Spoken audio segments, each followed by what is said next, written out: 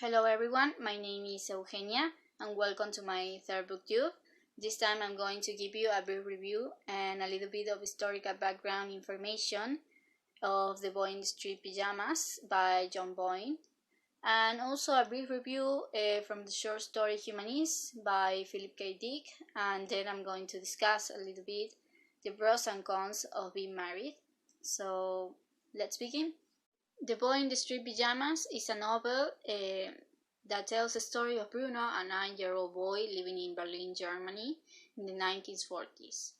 The story begins when Bruno returns from school and discovers that his belongings are being packed. This is because his father, a high-ranking Nazi officer, has been promoted by the Fuhrer, who is Hitler.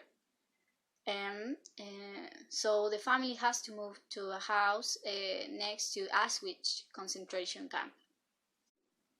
Of course, Bruno feels unhappy about this, about leaving Berlin, his friends, and his grandparents. He feels the new house lonely, sad, friendless, and a little bit bored to only have his 12-year-old sister Greta, with whom he doesn't get along with.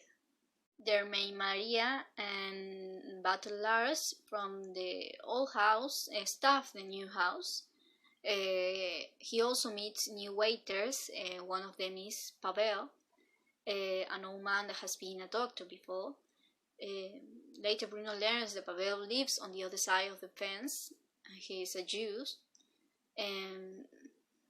Bruno can see from his bedroom window the other side of the fence, where is thousands of people wearing street pajamas. One day, Bruno, walking along the length of the fence, he sees a boy, a very thin young boy in street pajamas, named Shamu, sitting on the other side of the fence. The two boys start a friendship, and Bruno begins to visit Shamu almost every day. Bruno starts wondering what it's like to live on the other side of the fence. Then eventually Bruno's mother convinces her husband to move the family back to Berlin. So Bruno feels sad about this, about leaving Shamu behind. So when he goes to say goodbye to Shamu, the two boys agree that Bruno will dress in street pajamas the following day to help Shamu search for his missing father. The next day, Bruno, already dressed on street pajamas, climbs the fence. Inside the camp, he finds sick and thin people, all of them wearing street pajamas just like Shamu. Bruno starts feeling a little bit scared about this, so he wants to leave the camp. But when he wants to leave the camp, a group of soldiers surround them and force them to march to a gas chamber. But the boys do not know about this. Once inside the gas chamber, the boys hold hands as the lights goes off. And unfortunately, this is the unhappy end of the story. The word Holocaust comes from Greek, the word holos, that means whole, and kostos, that means burned. The word was historically used to describe a sacrificial offering burned on an altar. But since 1945, the word has taken a horrible meaning.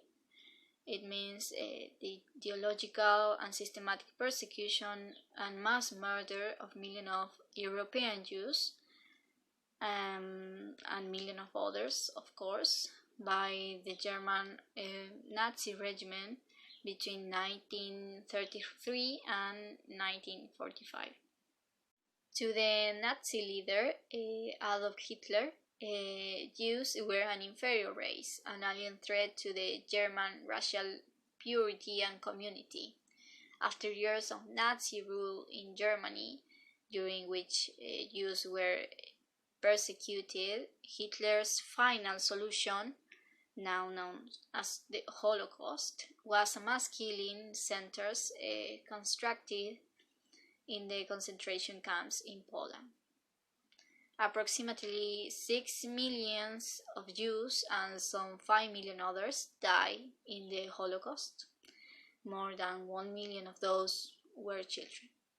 Pyjamas, written by Philip K. Dick, is a short story about a man called Lester Herrick, who has a strong personality and treats badly to his wife, Jill. Lester is a cold husband and rude with Jill. He's mean and unconsidered. Later, Lester gets news that he will be taking a trip to Rexofor, a planet. Despite Jill's desire to go there and see the planet, Lester insists that he will go alone. Rexofor is an old system with all rooms and cities. Everything is all there. When Lester comes back from Rexofor, he comes back as a different man. He's happy, and Jill notices him kind, romantic, and caring. And he even wants to stay and take care of Gus. Surprisingly, he expresses disgust with Rexofor and studying toxins, what he was passionate about. He says that Terra is a wonderful planet, and that he prefers to stay with his wife there.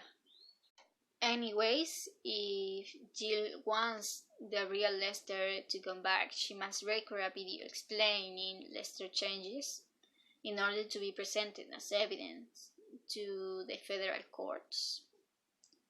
But finally, she says that she doesn't notice any change, and she decided to stay with the new Lester. The conclusion of the story is no matter your physical nature, alien, human, robot, if you are kind, empathetic, a caring person, you are more human than someone who is cruel and indifferent. So if Lester hadn't traveled to Rexofor, he wouldn't become more human. However, Jill had to suffer emotional agreements from Lester that made her decide to stay with the new Lester.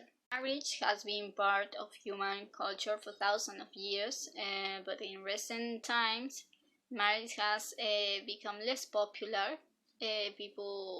Couples nowadays feels like it's not necessary to get married. So here we go, the advantages and disadvantages of getting married. The advantages, number one, companionship. It's kind of pretty to have someone to share a life with, someone who cares and share interests and concerns with you. Number two, it might end with children. Maybe you want them, maybe you don't. Sometimes people feel like children fulfill someone's life. Number three, you will feel a sense of security, like someone is taking care of you and protecting you. And if, for example, if you are sick, there will be someone taking care of you. Four, you become part of a whole family, and you will might feel very welcome to your partner's family, very accepted. And last but not least, number five, wedding gifts. If you make a big party, you might get a lot of wedding gifts.